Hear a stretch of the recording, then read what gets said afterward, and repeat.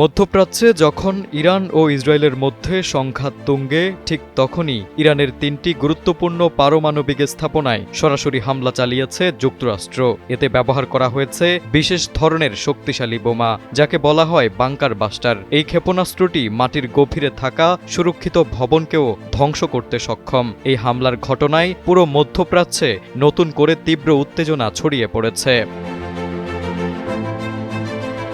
হামলাগুলো হয়েছে Fordow, Natanz ও ইস্পাহান, এই ৩টি স্থাপনায়। এগুলো সবই ইরানের অন্যতম বড় পারমাণবিক কর্মসূচির অংশ।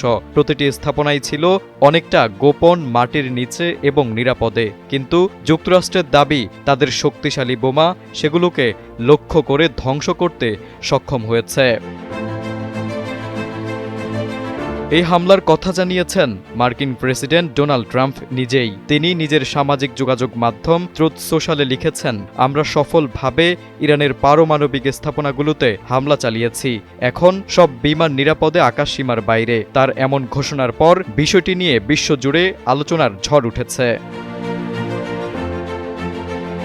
বাংকার বাস্টার এমন এক ধরনের বোমা যা প্রথমে মাটির নিচে ঢুকে পড়ে এবং পরে বিস্ফোরণ ঘটায়।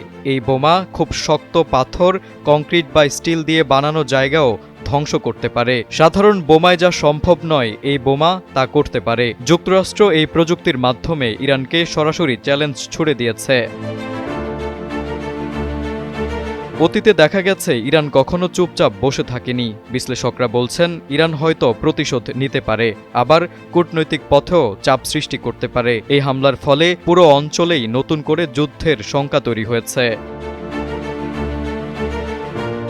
এই হামলা কেবল ইরান নয়, গোটা বিশ্ব রাজনীতির জন্যই বড় ইঙ্গিত। যুক্তরাষ্ট্র দেখিয়ে দিয়েছে তারা চাইলেই সরাসরি আঘাত হানতে পারে। অন্যদিকে ইরান এখন নিজের মর্যাদা, নিরাপত্তা ও কূটনৈতিক অবস্থান টিকিয়ে রাখতে কী পদক্ষেপ নেয়, সেটাই দেখার বিষয়।